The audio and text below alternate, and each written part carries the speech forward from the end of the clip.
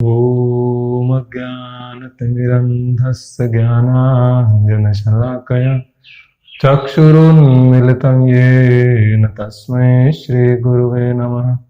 नमो विष्णुपादाय कृष्णपृष्ठाय भूतले श्रीमते भक्तिवेदान्त स्वामिनिति नामिने।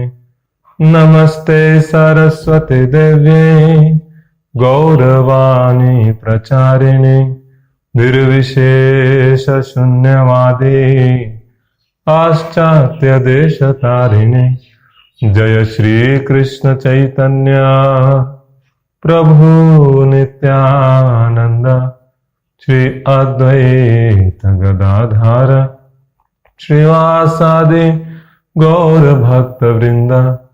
हरे कृष्णा कृष्णा कृष्णा हरे हरे, हरे राम राम राम हरे हरे। हरे कृष्णा। तो हम सभी भक्तों का स्वागत करेंगे आज के इस भागवत कथा के सत्र में। जैसा कि आप जानते हैं कि जन्माष्टमी काफी नजदीक है, तो और ये जो कृष्ण भक्त हैं, जो वैष्णव हैं, उनके लिए पूरे वर्ष भर में सबसे बड़े उत्सव के रूप में मनाया जाता है। भक्त लोग पूरे वर्ष प्रतीक्षा करते हैं कब जन्माष्टमी आएगी और ज्यादा से ज्यादा भगवान की भक्ति और साधना हम कर सकेंगे।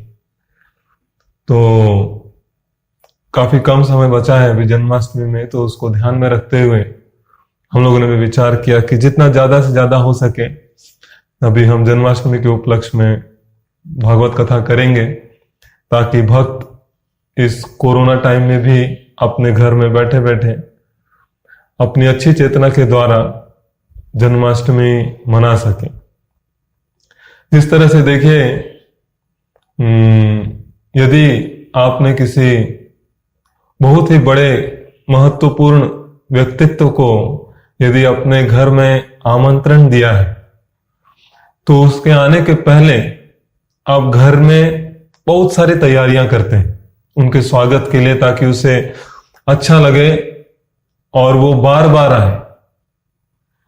जैसे कि अगर आप अपने घर में प्रधानमंत्री मोदी जी को आमंत्रित करना चाहते हैं और पता चले कि वो आ रहे हैं, तो पूरे घर की सफाई, चूना चपाटी, बाहर सड़क तक बन जाता है, लाइटें लग जाती हैं, कई प्रकार की व्यवस्था की जाती है ताकि उन्हें किसी भी प्रकार की असुविधा ना हो। बहुत बारीकी के साथ छोटी छोटी बातों को भी ध्यान में रखा जाता है, क्योंकि ये जो व्यक्तित्व जो आने वाला है ये बहुत ही महत्वपूर्ण व्यक्ति। तो जब एक मामूली से देश के प्रधानमंत्री के लिए इतनी बड़ी व्यवस्था, तो यदि जब कृष्ण का आविर्भाव होने वाला हो, जो कि पूर्ण पुरुषोत्तम भगवान तीनों लोकों के मालिक हैं, तो उसके लिए कितनी व्यवस्था करनी चाहिए।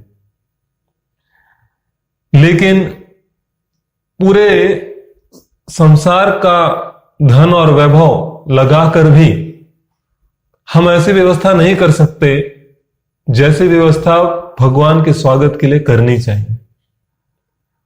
हम काफी असमर्थ हैं इस मामले में।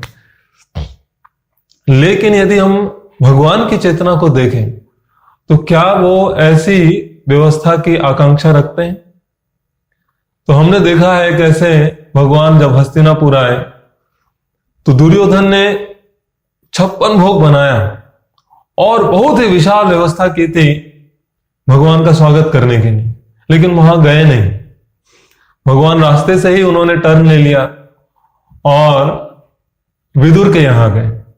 विदुर के यहां देखा जाए तो भौतिक रूप से कोई व्यवस्था नहीं थी जहां से कि वो भगवान का स्वागत कर सके, लेकिन फिर भी भगवान ने वहां जाना उचित समझा, ना कि दुर्योधन के यहां। पूरे संसार को वो यह दिखाना चाहते थे कि मेरे स्वागत के लिए यदि कोई व्यवस्था आप करना चाहें, तो सबसे पहले अपनी चेतना, अपनी मानसिक परिस्थिति की चेतना को उस अवस्था पे लेकर आइए जहां आप मुझे स्वागत कर सके। भगवान का स्वागत अपने हृदय में करना है, अपनी चेतना में करना है। इसीलिए हृदय की सफाई, चेतना की सफाई, उसे एक आध्यात्मिक अवस्था पर लेकर आने की ज्यादा आवश्यकता है। तो जिस प्रकार से हमें 1 सप्ताह 10 दिन पहले से हम तैयारी चालू कर देते हैं किसी के स्वागत के लिए, ठीक उसी प्रकार से चूंकि जन्माष्टमी आने वाली, तो इसीलिए हमने भी सोचा 10-15 दिन 20 दिन बचे, तो उसके पहले क्यों ना हम भी अपनी चेतना को तैयार करना आरंभ कर दें, ताकि इस चेतना में भगवान का आविर्भाव हो सके जन्माष्टमी में। उसके लिए अभी से लगना पड़ेगा। तो ज्यादा से ज्यादा भागवत कथा श्रवण करके कृष्ण के प्रति अपने आकर्षण को और बढ़ाते हुए, उनके प्रति अपने प्रेम और भक्ति को और भी बढ़ाते हुए हम अपने हृदय और चेतना को तैयार कर सकते हैं किस तरह से हम भगवान का स्वागत करेंगे जन्माष्टमी में। तो जैसे जैसे जन्माष्टमी नजदीक आए, हमें चाहिए कि अपने दैनिक क्रियाकलापों से थोड़ा समय निकालकर इस तैयारी में लगाएं कि जब कृष्ण का आविर्भाव हो तो वो हमारे हृदय को एक उचित स्थान मानते हुए, हमारी चेतना को एक उचित स्थान मानते हुए वहां पर प्रकट हो। हमारे हृदय में, हमारी चेतना में कृष्ण का आविर्भाव होना ही जन्माष्टमी। इसके अलावा बाकी भगवान का अभिषेक करना, ये करना, वो सब तो ठीक है, वो सब तो होता है, लेकिन कृष्ण को क्या चाहिए कि जन्माष्टमी में उसके भक्त क्या करने चाहिए? वो केवल यही चाहते हैं कि विदुर जैसी, विदुरानी जैसी चेतना होनी चाहिए, भक्ति और प्रेम से भरी हुई चेतना। और ऐसी चेतना रात को सोए या दिन भर खाते रहने से नहीं आती, उसके लिए प्रयास करना पड़ता है। और सभी प्रयासों में भागवत में कहा गया है, जो बहुत प्रभावशाली प्रयास है, वो है भगवान का नाम जप, भगवान का कथा श्रवण और भागवत का अध्ययन। ये 3 ऐसे क्रियाकलाप हैं जिसको यदि व्यक्ति ध्यान से, भक्ति से करे तो शीघ्र ही वो कृष्ण के प्रति एक अनन्य प्रेम को अपने हृदय में, अपनी चेतना में जागृत करता है। तो अभी हाल ही में मुझे किसी ने बहुत अच्छा 2 पंक्ति लिखकर भेजा कि अहंकार में तीनों गए, धन, वैभव और वंश, ना मानो तो देख लो रावण, कौरव और कंस। मैं इस पर विचार कर रहा था, कितनी सटीक पंक्तियां हैं।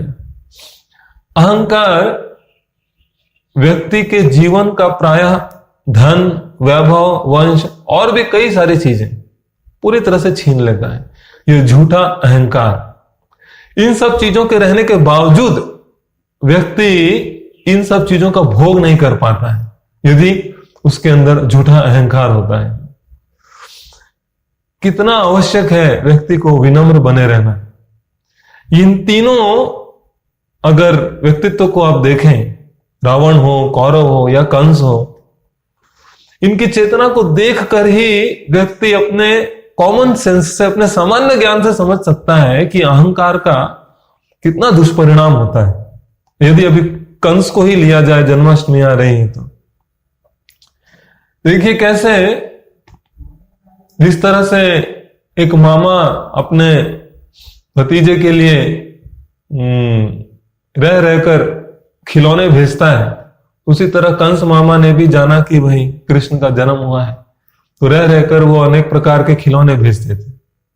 सबसे पहले उन्होंने पूतना नाम का एक खिलौना भेजा, धेनुकासुर, वत्सासुर, बहुत सारे खिलौने भेजे।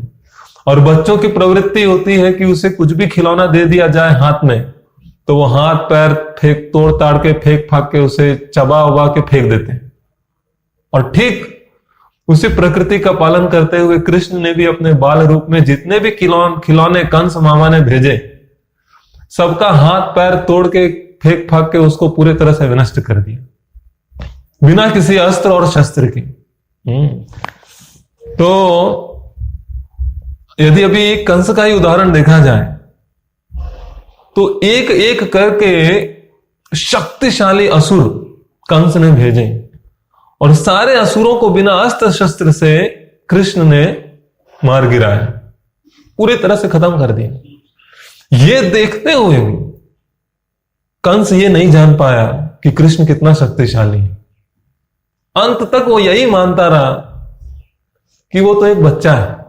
यही है अहंकार का दुष्परिणाम, कि वास्तविकता से व्यक्ति बहुत दूर चला जाता है और जो वास्तविक नहीं है उसे व्यक्ति वास्तविक मान बैठता है।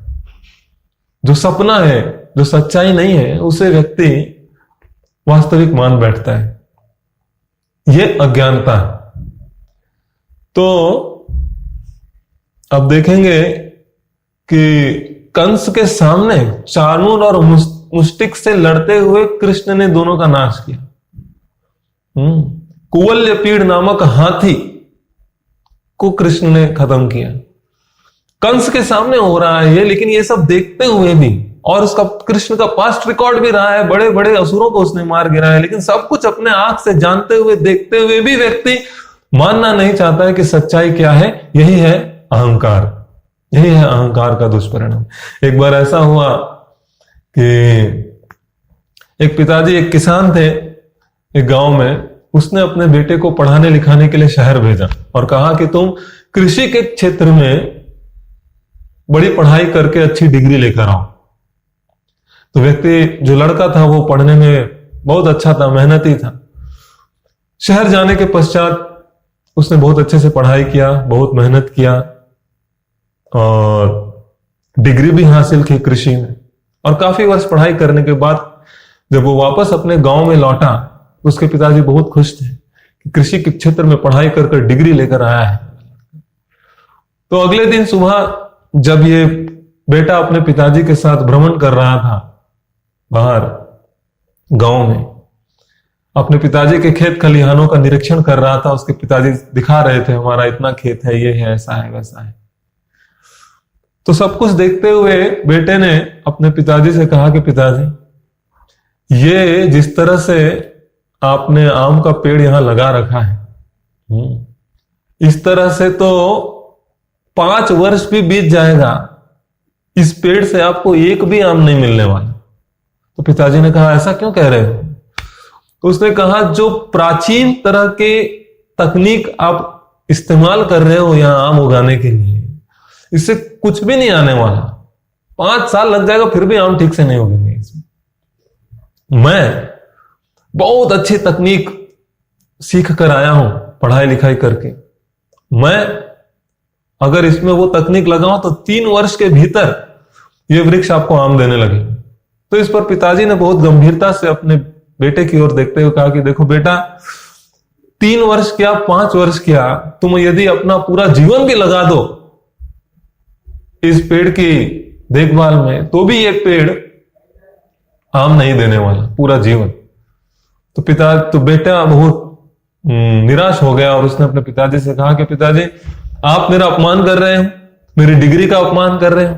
मैं क्या क्या सीख कर आया हूं आपको दिखा सकता हूं, यहाँ 3 वर्ष में ये पेड़ आम देने लगेगा। तो इस पर पिताजी ने कहा, बेटा पूरा जीवन भी लग जाओ तो भी ये पेड़ आम नहीं देगा। इसका कारण ये है कि ये आम का पेड़ नहीं, ये तो बेर का पेड़ है।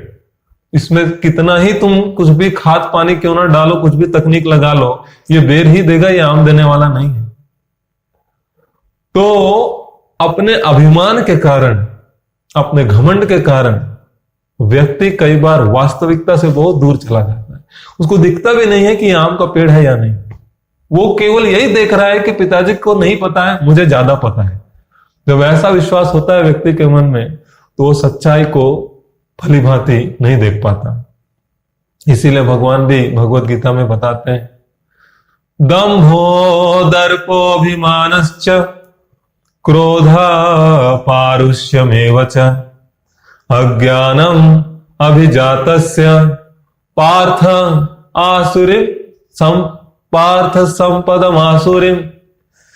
भगवान कहते हैं दंभ यानी अहंकार, दर्प यानी घमंड, अभिमान यानी गर्व, क्रोध गुस्सा, पारुष्यमेव च निष्ठुरता, अपने वाणी में, अपने क्रियाकलाप में निष्ठुरता, असंवेदनशीलता, अज्ञानम और अज्ञानता, ये सारी चीजें हे पार्थ संपदम आसुरीम, ये आसुरी संपदा है, यानी कि ये सब आसुरिक गुण होते हैं, असुरों में पाया जाता है। इसीलिए इन सब अवगुणों का त्याग करो और असुर से दैविक गुणों का अपने जीवन में आवाहन करो। तो अहंकार जो है, आप देख सकते हैं, रावण हो, कौरव हो या कंस हो, ये सारे इसी अहंकार के कारण इन लोगों ने अपना विनाश किया। जब व्यक्ति यह सोचने लगता है कि मुझे सब पता है, मैं जानता हूं। भक्ति करने के लिए बहुत ही आवश्यक है व्यक्ति को विनम्र बनना, बहुत ही जरूरी है। इसीलिए चैतन्य महाप्रभु ने भी अपने शिक्षाओं में केवल 8 श्लोक दिए और उसमें से एक श्लोक में उन्होंने ये कहा है, तृणादपि सुनिचेना तरोरपि सहिष्णुना अमानिना मान देना कीर्तनीय सदा हरे। सबसे पहला गुण तृणाद अपि सुनिचेना, तृण के समान विनम्रता चाहिए भक्ति करने के लिए।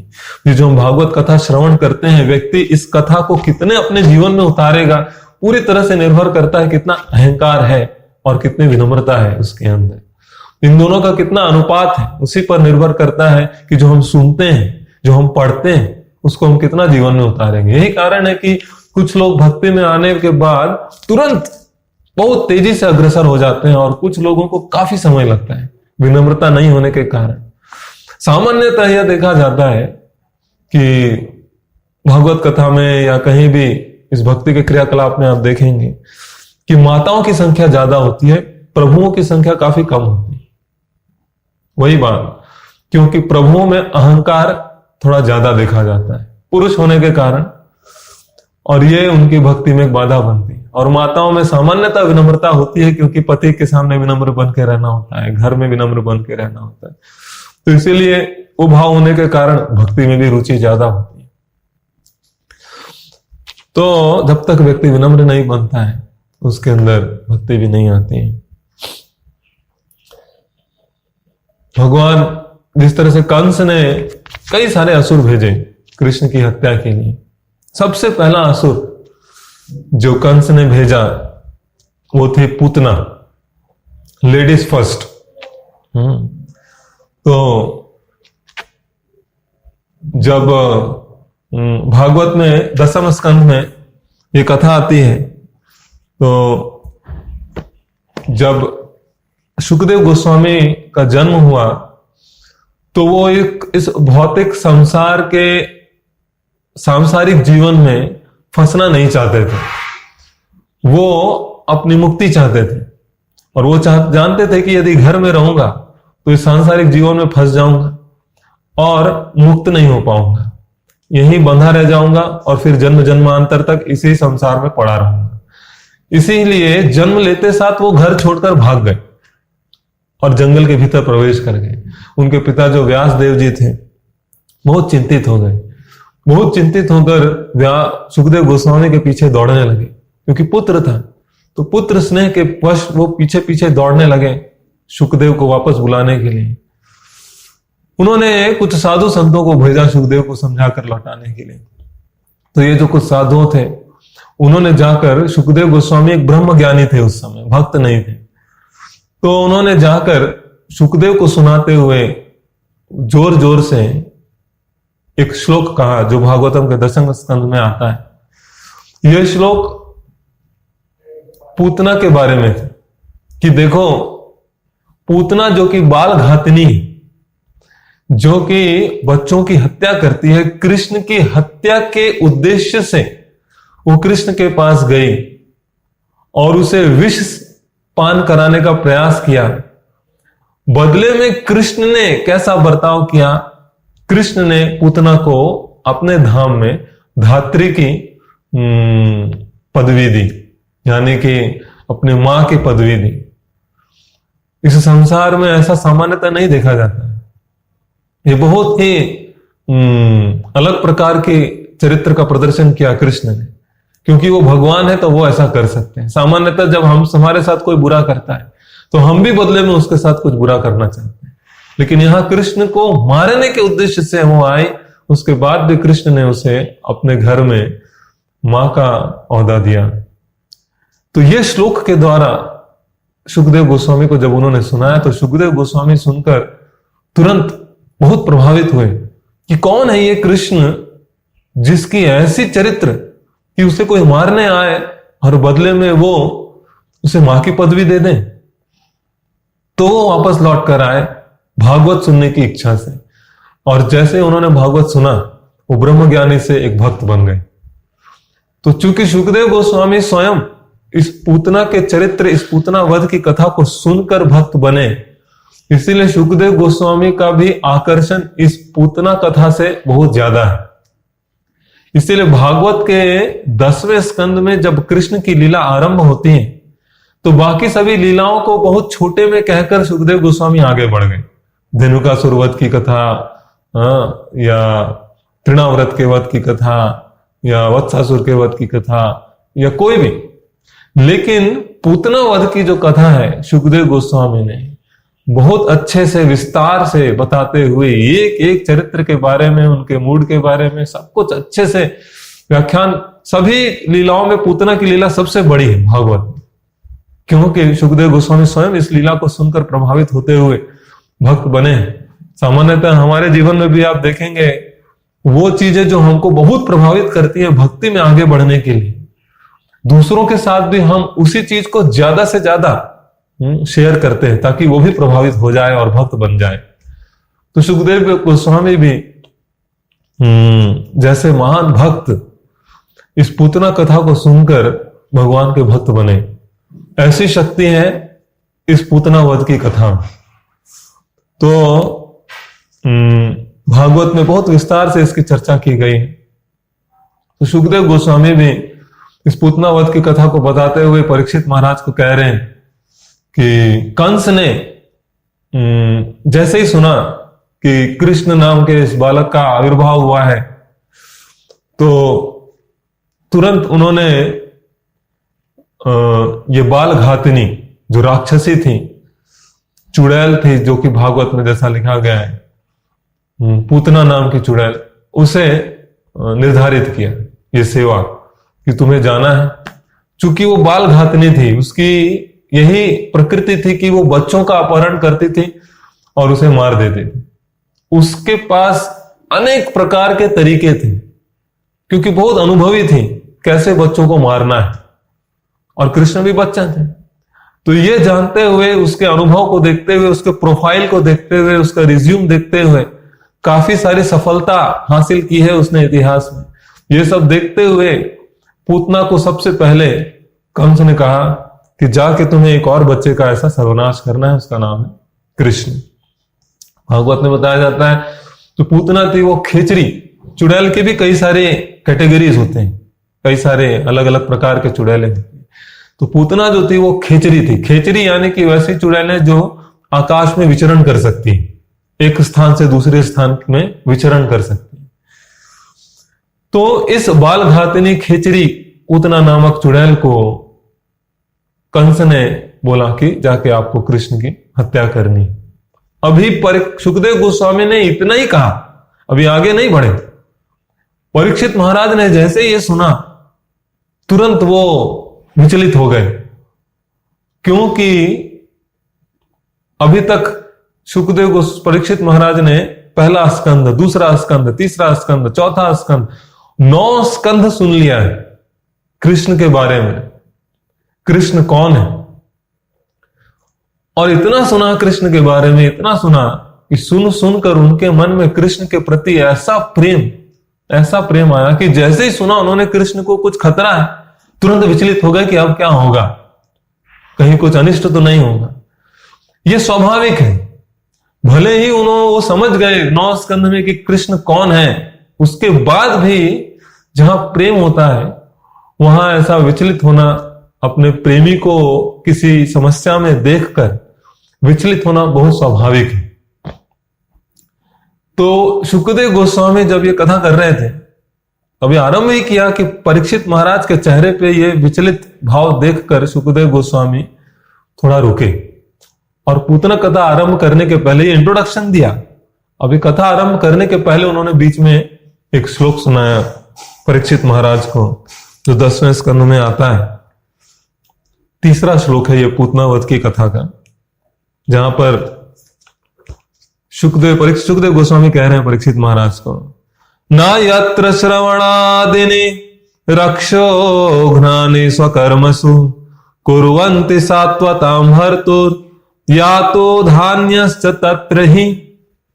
कह रहे हैं न यत्र श्रवणादिनि, हे परीक्षित, जहां कहीं भी भगवान की कथा का श्रवण होता है, जहां कहीं भी भगवान के नाम का जप होता है, जहां कहीं भी भगवान का भागवत उनकी लीलाओं का अध्ययन होता है, रक्षोघ्नानि स्वकर्मसु, ये सारे कर्म ही व्यक्ति की रक्षा कर देते हैं सारे प्रकार के अनिष्ट से, सारे प्रकार के अमंगल से। रक्षोघ्नानि स्वकर्मसु, ये सब कर्म से। कुर्वन्ति सात्वताम, क्योंकि ये सारी प्रक्रिया वातावरण में सात्विकता को जन्म देती है, सात्विक वातावरण को जन्म देती है, शुभ मंगल वातावरण को जन्म देती है। भर्तुर यातो धान्यश्च तत्र ही, जहां कहीं भी ऐसा होता है वहां कह रहे हैं, हे राजन, जहां भी लोग कीर्तन तथा श्रवण द्वारा भक्ति कार्यों की अपनी वृत्तियों में लगे रहते हैं, श्रवणम कीर्तनम विष्णु, वहां बुरे तत्वों से किसी प्रकार का खतरा नहीं रहता है। अतः जब साक्षात पूर्ण पुरुषोत्तम भगवान वहां विद्यमान हो, तो गोकुल के विषय में किस प्रकार की चिंता की आवश्यकता है। भगवान के केवल कथा श्रवण और नाम करने मात्र से व्यक्ति की रक्षा हो जाती है, वातावरण में सात्विकता आ जाती है, किसी प्रकार का अनिष्ट नहीं हो सकता वहां। और यहां तो गोकुल में वही भगवान स्वयं बैठे हुए हैं, तो वहां किस प्रकार की अनिष्ट, इसीलिए कोई चिंता की आवश्यकता नहीं है। अब चिंता मत करो, अच्छे से बैठ के शांति से कथा सुनो। तो ये परीक्षित महाराज के चेहरे का भाव देखते हुए सुखदेव गोस्वामी ने उसे समझाते हुए कहा। लेकिन ये हमारे लिए बहुत महत्वपूर्ण श्लोक है, ये सुनकर ही हमें पूर्ण विश्वास आना चाहिए कि क्यों हमें नियमित रूप से भागवत कथा श्रवण करनी चाहिए, भगवान का नाम जप करना चाहिए, भागवत कथा का अध्ययन करना चाहिए, क्योंकि ये सारी चीजें ही हैं जो वास्तविकता में आत्मा की रक्षा करती है। शरीर की रक्षा हो भी सकती है, नहीं भी हो सकती है, भगवान की इच्छा पर निर्भर करती है, लेकिन आत्मा की रक्षा का और कोई उपाय नहीं। ना तो धन, ना तो वैभव, ना रिश्तेदार, ना किसी और व्यवस्था से हम आत्मा की रक्षा कर सकते हैं। आत्मा की रक्षा का केवल और केवल एक ही उपाय है, भागवत कथा का श्रवण, भगवान के नाम का जप, और किसी भी चीज से नहीं। और यदि आप देखें कि शरीर और आत्मा में कौन ज्यादा महत्वपूर्ण है, शरीर तो कुछ वर्षों के लिए रहेगा, लेकिन आत्मा ही, हम जो है हम आत्मा ही, हम ये शरीर नहीं है। शरीर तो एक आवरण है और आत्मा अनंत काल तक रहने वाली। तो देखा जाए तो ज्यादा ध्यान हमें आत्मा की रक्षा के लिए लगानी चाहिए, ना कि शरीर की। तो व्यक्ति कितनी व्यवस्था करता है अपने शरीर की रक्षा के लिए।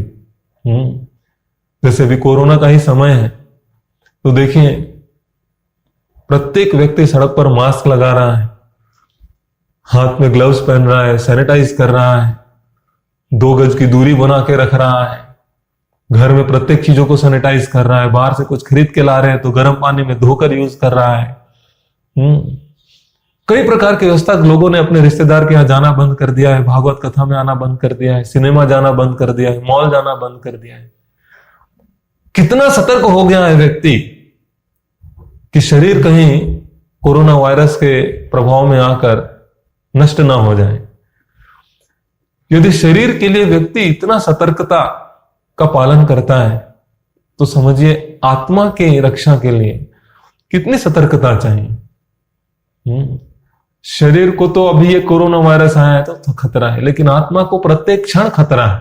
इस संसार में प्रत्येक क्षण कई सारी चीजें, करोड़ों करोड़ों चीजें जो आत्मा को नष्ट करने के लिए बनाई गई माया द्वारा इस संसार में।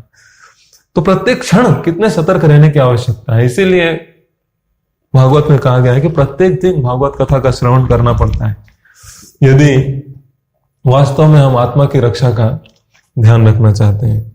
प्रभुपाद जी तुरंत तात्पर्य में लिखते हैं कि श्री सुखदेव गोस्वामी ने महाराज परीक्षित की चिंता को दूर करने के लिए ही यह श्लोक कहा है। और भक्ति विनोद ठाकुर भी अपने एक वैष्णव गीत में लिखते हैं, नामाश्रय करिय तने तुम्ही थाको अपने काज। जो कुछ भी कर रहे हैं अपना काम, कुछ काम धाम छोड़ने की आवश्यकता नहीं है, जो कुछ भी कर रहे हैं करते रहो। नाम आश्रय, लेकिन नाम का आश्रय लेकर रखो। भगवान का नाम का आश्रय, उनको पूरी तरह से शरणागत होकर भगवान के नाम का शरण लेकर अगर आप रखते हैं तो किसी प्रकार की विघ्न बाधा, किसी प्रकार की चिंता, किसी प्रकार का अनिष्ट अमंगल शुभ अशुभ कुछ नहीं होने वाला। तो नाम का पूर्ण रूप से आश्रय लेते हुए जो व्यक्ति अपना कार्य कर रहा है भगवान की सेवा स्वरूप, उसी कार्य को करते रहना चाहिए। इसके बाद सुखदेव गोस्वामी परीक्षित महाराज को ये बताते हुए आगे कथा कर रहे हैं कि किस प्रकार से पूतना जब कृष्ण के पास आई तो वो अपने इस राक्षसी वेश में नहीं आई, इस राक्षसी रूप में नहीं आई। उसने अपने आप को बहुत अच्छे से सुसज्जित कर रखा था। इतनी सुंदर दिख रही थी वो। इसका पूरा व्याख्यान है, सुखदेव गोस्वामी ने व्याख्यान किया है किस प्रकार से उसने अपने आप को सुसज्जित कर रखा था। तो इतने अच्छे से उसने सजा रखा था कि यशोदा ने, रोहिणी ने, सबने देखा कि कोई स्त्री है जो घर में घुसी जा रही है, लेकिन किसी ने भी रोकने का प्रयास नहीं किया, क्योंकि साक्षात लक्ष्मी प्रतीत हो रही थी सभी लोगों को। सभी लोग देख रहे थे, लेकिन फिर भी किसी ने रोक। अब जरा सोच के देखिए कितनी सुंदर लग रही होगी, उसने कितने सुंदर रूप से अपने आप को सुसज्जित किया। सबको लगा कि साक्षात लक्ष्मी है, विष्णु का दर्शन करने आई। अपने हाथों में एक फूल लेकर आई थी और बहुत अच्छे से सुसज्जित होकर, बालों में भी फूल वूल लगाकर बहुत अच्छे से। तो वो अंदर आए, प्रवेश की सबके सामने, सबने समझा दर्शन करने आई है, सब लोग खड़े हैं, देख रहे हैं। और जैसे ही वो अंदर आए तो इनफैक्ट जो ग्वाल बाल थे उन्होंने जब देखा तो वो सोच रहे थे कृष्ण कितना भाग्यशाली, उसका दर्शन करने के लिए देवी देवता आ रहे हैं। सो उस राक्षसी को देखकर कोई भी विश्वास नहीं कर सका कि वो राक्षसी, उसने इस तरह से अपना रूप बना लिया था। इसीलिए इस संसार में अपने बाहरी रूप को बदलकर बहुत ही आसान है लोगों को धोखा देना। तो एक जो बुद्धिमान व्यक्ति होता है वो कभी भी बाहरी रूप को देखकर प्रभावित नहीं होता है। वो हमेशा व्यक्ति के भीतर आत्मा कितनी शुद्ध है, चरित्र कितना शुद्ध है, व्यक्ति का रवैया कैसा है, ये सब देखकर आकर्षित होता है। सामान्यतः हम देखते हैं कि जो बाहरी रूप को देखकर आकर्षित होता है वो हमेशा इस संसार में मूर्ख बनाया जाता है, वो तुरंत मूर्ख बन जाता है। लेकिन यदि व्यक्ति वास्तविक रूप से देखे तो आत्मा की शुद्धता पर ध्यान देना चाहिए। हम सामान्यतः बाहर से देखते हैं गोरा चिट्टा लंबा चौड़ा हट्टा कट्टा है आजकल, इसीलिए आप देखेंगे कि स्त्री पुरुष का जो आकर्षण है इसी बाहरी रूप को देखकर हो जाता है। तो चूंकि इस बाहरी रूप को देखकर वो आकर्षित होते हैं, लेकिन ये अस्थायी है, ये ज्यादा समय तक रहता नहीं। इसीलिए कुछ समय साथ रहने के बाद जब एक दूसरे को के अवगुणों का प्रकाश होता है तो अब वो साथ में नहीं रह पाते हैं। इसीलिए ज्यादातर लव स्टोरी जो है आप देखेंगे लड़ाई झगड़ा में खत्म हो जाती है। Love at first sight, divorce at first fight. पहली नजर में प्रेम हो गया और पहली लड़ाई में डाइवोर्स भी हो गया। थोड़ा भी बर्दाश्त करने की क्षमता नहीं होती, क्योंकि जब साथ रहते हैं तो अवगुण दिखते हैं। अवगुणों को देखते हुए भी हाथ पकड़कर साथ में चलते रहना वास्तविक प्रेम है। ऐसा प्रेम जब तक व्यक्ति के चरित्र और आत्मा के गुणों को देखकर व्यक्ति आकर्षित नहीं होता है तब तक नहीं आता है। बाहरी रूप को देखकर यदि आकर्षित होगा और कल को अवगुण दिखेंगे तो साथ नहीं रह पाएगा व्यक्ति। इसीलिए ज्यादातर जो संबंध है इसी प्रकार के अवगुणों को देखकर टूट जाते हैं। तो यहां पूतना अपने चरित्र से यह प्रदर्शित कर रही है कि देखो, राक्षसी होने के बावजूद भी मैं अपने आप को इस तरह से प्रदर्शित कर सकती हूं कि पूरे गोकुलवासी भी भ्रमित हो सकते हैं। तो कई सारे ऐसे चरित्र हैं आज के समय में भी जो भीतर से राक्षस हैं, लेकिन बाहर से उन्होंने अपने आप को इस तरह से सुसज्जित कर लिया है। कई सारे बॉलीवुड हीरो हीरोइन भी, उनका चरित्र यदि देखेंगे तो बहुत बहुत ही बेकार, बहुत ही गंदा होता है, लेकिन अपने आप को इस तरह से सुसज्जित करके लोगों को आकर्षित करते हैं कि उनके लाखों करोड़ों अनुगामी होते हैं, उनके फॉलोअर होते हैं। उनके पूरे चरित्र को देखते हुए भी उन्हें अपना हीरो मानते हैं। तो इस तरह से आसुरिक भाव को जन्म देते हैं अपने चरित्र से, और लोग भी इन सब चीजों को देखकर बाहर से अपने आप को पूरी तरह से बदल लेते हैं, लेकिन भीतर से वैसे ही रह जाते हैं। तो व्यक्ति का जो आंतरिक भाव है, जो आत्मा है, जो चरित्र है, वो शुद्ध होता है, वो बदलता है केवल और केवल भगवत कथा के श्रवण से, भगवान के नाम जपने मात्र से।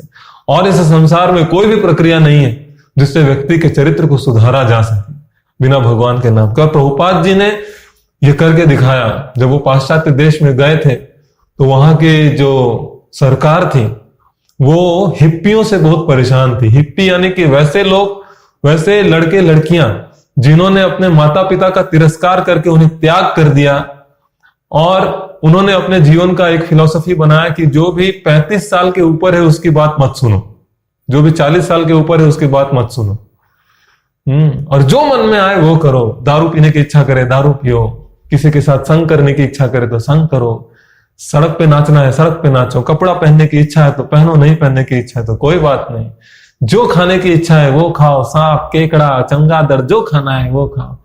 इस प्रकार का पाप कर्म, घोर पाप कर्म, राक्षसों में भी गिरा हुआ राक्षस, ऐसी प्रवृत्ति के लोग जो रह रहे थे, वहां प्रभुपाद पहुंचकर प्रभुपाद जी ने उन लोगों को हरिनाम देते हुए, भागवत कथा सुनाते हुए, उन लोगों को केवल बदलकर मनुष्य नहीं वैष्णव बनाया, ब्राह्मण बना दिया, जो 4 नियम का पालन करते हुए, शौच आदि नियमों का पालन करते हुए पूर्ण रूप से भगवान के शुद्ध भक्त बने और कृष्ण के प्रेम में पूरी तरह से पागल हो गए। ये एक शुद्ध भक्त की शक्ति होती है, जो इस नीच स्तर से भी उठाकर व्यक्ति को शुद्ध वैष्णव में परिवर्तित कर सकता है। तो प्रभुपाद जी ने यह करके दिखाया कि बुरे चरित्र का व्यक्ति भी भागवत कथा श्रवण और भगवान के नाम करने मात्र से एक शुद्ध वैष्णव बन सकता है। प्रभुपाद जी चैलेंज किया करते थे कि भगवान का नाम, गीता भागवत को हटा दो और किसी भी तरीके से इस संसार के किसी भी तरीके से व्यक्ति के चरित्र को बदल कर दिखाओ, यह असंभव हो नहीं सकता। अगर व्यक्ति थोड़ा बदल भी ले अपने आप को तो वो भी काफी कम समय के लिए अस्थायी रूप से बदल सकता है, स्थायी रूप से लंबे समय तक नहीं बदल सकता। ये केवल भागवत कथा श्रवण मात्र से। इसलिए हमको चाहिए कि अपने घर में, परिवार में, मित्रों को, बच्चों को, ज्यादा से ज्यादा अपने आसपास के लोगों को भागवत कथा श्रवण करने के लिए, अध्ययन करने के लिए, भगवान से प्रेम करने के लिए प्रेरित करना चाहिए, भगवान का नाम जप करने के लिए प्रेरित करना चाहिए। कितने लोगों का जीवन परिवर्तित हुआ है इन सब चीजों का आश्रय लेकर। जब व्यक्ति सच में भगवान से प्रेम करने लगता है, कृष्ण से प्रेम करने, तो वो बहुत सहज स्वभाव का हो जाता है, अंदर से और बाहर से एक ही रहता है। इसीलिए चाणक्य भी कहते थे, मनस्य अन्यत् कर्मण्यन्यत् वचस्य अन्यत् दुरात्मना, मनस्य एकम वचस्य एकम कर्मण्य एकम महात्मना। मनस्य अन्यत् वचस्य अन्यत् कर्मण्य अन्यत्। मन में कुछ और, मुंह में कुछ और कर्म में कुछ और। यह दुरात्माओं की निशानी होती है, दुरात्मा, राक्षसी प्रवृत्ति। लेकिन मनस्य एकम वचस्य एकम कर्मण्य एकम। तो ये जब व्यक्ति सहज प्रवृत्ति का होता है, सहज स्वभाव का होता है, तो उसका भीतर और बाहर समान होता है, कोई विभिन्नता नहीं होती। जैसे गोकुलवासी जो थे, वृंदावनवासी जो है, बहुत सहज स्वभाव के थे। कृष्ण ने कहा अब हम देवी देवताओं की पूजा नहीं करेंगे, इस पहाड़ की पूजा करेंगे। एक 7 साल का बालक कह रहा है और सभी लोगों ने बहुत सहजता के साथ विश्वास कर लिया और मान भी लिया। हमारे घर में 7 साल का कोई बच्चा कुछ भी बोलता रहे, कोई सुनता भी नहीं। वो बच्चा को डाउट होने लगता है, क्या मैं इस संसार में एग्जिस्ट करता भी हूं कि नहीं, कोई ध्यान क्यों नहीं देता है मेरे ऊपर। लेकिन गोकुलवासियों को इतना सहज स्वभाव था, जो कृष्ण कहते थे वो मान लेते थे। तो ये सहज स्वभाव, ये सरलता व्यक्ति के जीवन में बहुत आवश्यक है। तभी भागवत में जो भी भगवान कह रहे हैं, गीता में जो भी भगवान कह रहे हैं, वो सरलता से हम उसको अपने जीवन में उतार सकते हैं। जितना जटिल हृदय होता है उतना ही जटिल हमें यह संसार दिखता है, उतना ही जटिल हमें भक्ति की प्रक्रिया भी दिखती है, उतना ही जटिल कृष्ण का संदेश भी दिखता है। लेकिन जितना ही सरल होता है व्यक्ति स्वभाव से, संसार भी बहुत सरल दिखता है। कृष्ण के संदेश भी गीता भागवत में बहुत सरल दिखते हैं। तो हमें वृंदावन वासियों जैसा सहज स्वभाव जान लाना है, न कि पूतना राक्षसी जैसा स्वभाव जो अंदर से कुछ और है, बाहर से कुछ और दिख रही है। तो सभी गोकुलवासी भ्रमित हो गए पूतना के इस रूप को देखकर। पूतना अंदर जाती है और जैसे वो कृष्ण को देखती हैं, तो काफी सारे बच्चों का वध किया था उसने, लेकिन जैसे कृष्ण को देखा उसने, तो एक अद्भुत प्रतिभा देखकर, उसका एक अद्भुत ओज तेज देखकर पूतना को थोड़ी सी हिचकिचाहट हुई। वो सोचने लगी, देखने में तो ये अद्भुत है, और यदि भगवान है तो इसके अंदर कई सारी शक्तियां होंगी। और कई प्रकार के विचार आने लगे पूतना के मन में उस बच्चे को देखकर। तो देखिए, राक्षसी है लेकिन फिर भी समझ रही है कि भले देखने में छोटा सा बच्चा दिख रहा हो, लेकिन इसके अंदर पूरे तीनों लोकों के 14 भुवनों की शक्तियां समाहित हैं। इसकी इच्छा से दिन रात सुबह शाम हो रही है, इसकी इच्छा से ऋतुएं बदल रही हैं, इसकी इच्छा से पूरे नवग्रह घूम रहे हैं, इसकी इच्छा से ब्रह्मांड प्रकट होते हैं, इसकी इच्छा से ही ब्रह्मांड नष्ट होता है, प्रलय आता है। भले दिखने में छोटा सा बालक है, अभी हमारे सामने ऐसा छोटा सा बच्चा दिखे, विश्वास करना कितना मुश्किल हो जाएगा कि इसके अंदर इतनी शक्तियां हैं। और यही नास्तिकों की समस्या है। जब नास्तिक प्रकृति के लोग या मायावाद प्रकृति के लोग जब कृष्ण की इस बाल लीलाओं को सुनते हैं तो भ्रमित हो जाते हैं। ब्रह्मा जी जिनके 4 सर थे, वो स्वयं भ्रमित हो गए ये देखकर, कृष्ण की बाल लीलाओं को देखकर। तो हमारी क्या औकात है? ब्रह्मा जी का पूरा शरीर बुद्धि का बना हुआ है, और उसके ऊपर 4 सर है, और वो भ्रमित हो जा रहे हैं कृष्ण की लीलाओं को देखकर। उन्हें विश्वास नहीं हो रहा है कि सच में इतना छोटा सा बालक क्या पूर्ण पुरुषोत्तम भगवान हो सकता है। तो ये मायावाद और नास्तिक प्रवृत्ति के लोग होते हैं जो कृष्ण की लीलाओं को देखकर ये नहीं समझ पाते कि कृष्ण कौन है वास्तविक में। लेकिन जो भक्त होते हैं वो तुरंत समझ जाते हैं कि ये कृष्ण की लीलाएं हैं। इसीलिए भगवान कहते हैं, जन्म कर्म च मे दिव्यम, मेरे जन्म और मेरे कर्म दोनों दिव्य हैं। कोई अगर इसे तत्व से समझ ले तो और फिर इसे संसार में दोबारा नहीं आना होता है, वो भगवत धाम को प्राप्त करता है। कितना मुश्किल है भगवान के जन्म और कर्म को तत्व से समझ पाना। तो ब्रह्मा जी भ्रमित हो जा रहे हैं। पूतना जो कि राक्षसी थी, वो देखकर समझ रही थी कि बच्चा है लेकिन बहुत शक्तिशाली। तो कृष्ण ने भी पूतना को लीला आगे बढ़ाने के लिए, प्रेरित करने के लिए, तुरंत अपने आप को एक सामान्य बालक जैसा दिखाने के लिए तुरंत कृष्ण ने अपना आंख बंद कर लिया। जैसे पूतना को देखा तो कृष्ण ने आंख बंद कर लिया। अभी ये जो कृष्ण ने आंख बंद किया, इसके पीछे कई सारे कारण हैं। अनेक आचार्यों ने, कई सारे भक्तों ने, वैष्णवों ने, विश्वनाथ चक्रवर्ती ठाकुर जिन्होंने भागवत के ऊपर बहुत अच्छे व्याख्यान दिए, इन सब वैष्णवों ने, आचार्यों ने बहुत सारा व्याख्यान दिया है कि कृष्ण ने अपनी आंख क्यों बंद कर ली। एक छोटा सा बालक है, आंख बंद करता है, खोलता है, लेकिन ये जो यहां एक छोटा सा बालक, ये पूर्ण पुरुषोत्तम भगवान है। इसके हर एक क्रियाकलाप के पीछे कुछ ना कुछ कारण है। ये झूठ मूठ ऐसे ही हाथ पैर नहीं मारते। तो कृष्ण के आंख बंद करने के पीछे भी कई सारे कारण है, 5-6 कारण है। कृष्ण ने आंख बंद क्यों कर लिया, और ये सारे कारण को यदि आप जानना चाहते हैं तो हमारे अगले भागवत कथा के सत्र में आप उपस्थित होइए, और उसमें आपको इस पूतना वध की कथा फिर से आगे बढ़ाते हुए पूरी कथा खत्म की जाएगी। और बहुत सारी अच्छी अच्छी शिक्षाएं हैं इस कथा में, उसे मिस मत करिए और अवश्य इसका दूसरा जो भाग है उसे अवश्य सुनिए। देखिए, इन्हीं सब कथाओं को सुनकर परीक्षित महाराज ने भगवत धाम को प्राप्त किया था। हालांकि उन्हें श्राप मिला था कि वो तक्षक नाग के सर्प से दंश होगा और वो मृत्यु हो जाएगी, लेकिन तक्षक के आने के पहले ही भागवत कथा श्रवण करके वो भगवत धाम लौट गए। तो बड़े बड़े श्राप से व्यक्ति मुक्त हो सकता है केवल इन भागवत कथाओं को सुनकर। तो देखिए, जैसे आपने सुना कि पूतना आ रही है कृष्ण को मारने के लिए, हमारे अंदर कोई ऐसा बहुत भयभीत होने वाली परिस्थिति नहीं आई, कोई चिंता नहीं आई, क्योंकि जानते हैं वो पूतना मरने वाली। लेकिन परीक्षित महाराज इतनी तरह से एब्जॉर्ब होकर तल्लीनता के साथ सुन रहे थे, शायद वो भी जानते होंगे, लेकिन फिर भी इतनी तल्लीनता थी कि वो विचलित हो गए सुन।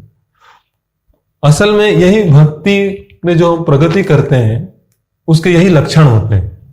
वास्तव में भक्ति में जो प्रगति कर रहे हैं कि नहीं कर रहे हैं उसके 3 लक्षण होते हैं। इन 3 लक्षणों को देखकर हम ये अनुमान लगा सकते हैं भक्ति में हमारी कितनी प्रगति हुई। सबसे पहला लक्षण, भक्ति में यदि कोई व्यक्ति प्रगति कर रहा होता है तो भौतिक लाभ और नुकसान से की चिंताओं से वो मुक्त हो जाता है और चिंतित नहीं होता है।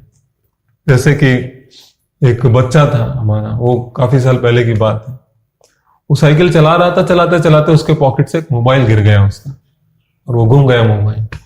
मोबाइल भी केवल 1200 रुपए की थी, वो बटन वाली पुराने जमाने की, जो ऑलरेडी 3 साल से यूज कर रहा था। तो वो मोबाइल ने अपना जीवन जी लिया था। लेकिन जैसे वो 1200 का मोबाइल चला गया, वो बच्चा आने के बाद, और काफी अच्छे घर से था, ऐसा नहीं कि बहुत गरीब घर से था, उसके बाद भी आने के बाद वो सर पटक पटक कर आंसू बहा बहा कर घंटों रोया। वापस जाकर साइकिल से देख कर आया, लेकिन घंटों रोता रहा। कई भक्त आके उसे समझाने का प्रयास किए, प्रभु जी 1200 का था, कोई बहुत बड़ा अमाउंट नहीं है, जाने दीजिए, और वो मोबाइल तो पुराना हो गया, ये वो। लेकिन वो बिल्कुल भी सुनने को तैयार नहीं था। तो इस प्रकार से छोटे मोटे भौतिक लाभ और नुकसान से देखिए हमारे जीवन में क्या प्रभाव पड़ता है। यदि कोई भौतिक लाभ होने से हम बहुत उत्साहित हो जाते हैं, बहुत खुश हो जाते हैं, यानी अभी भी हमारे अंदर भौतिक आसक्तियां हैं। और कुछ भौतिक नुकसान से हम बहुत उदास हो जाते हैं, हमारे जप में, साधना में अगर प्रभाव पड़ता है, यानी अभी भी भौतिक आसक्तियां बहुत ज्यादा है।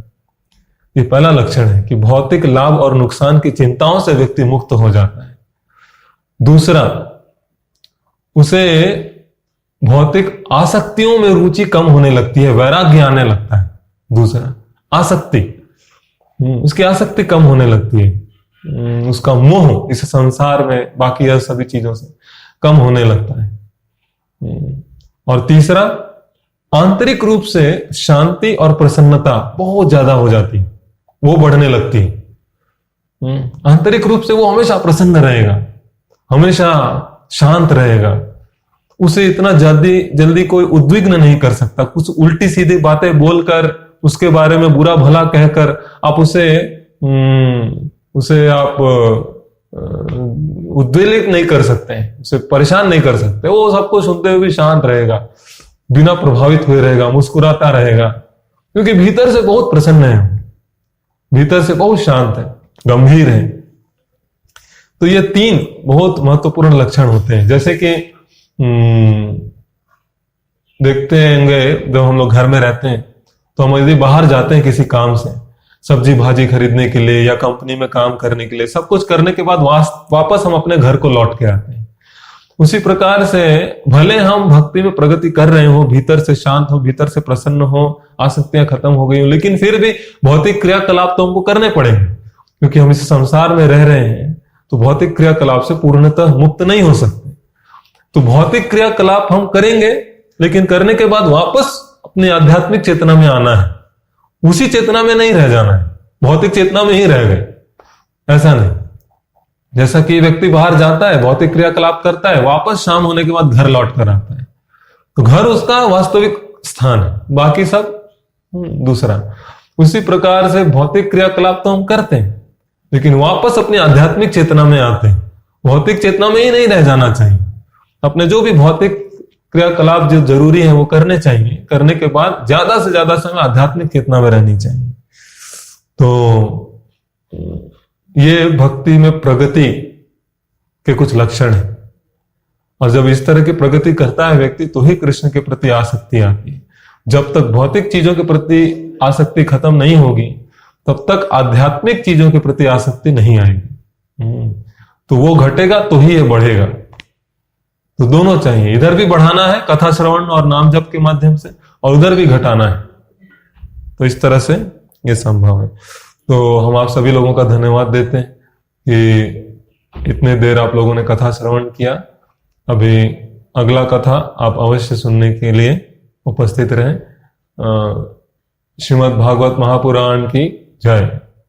जन्माष्टमी महामहोत्सव की जय। हरे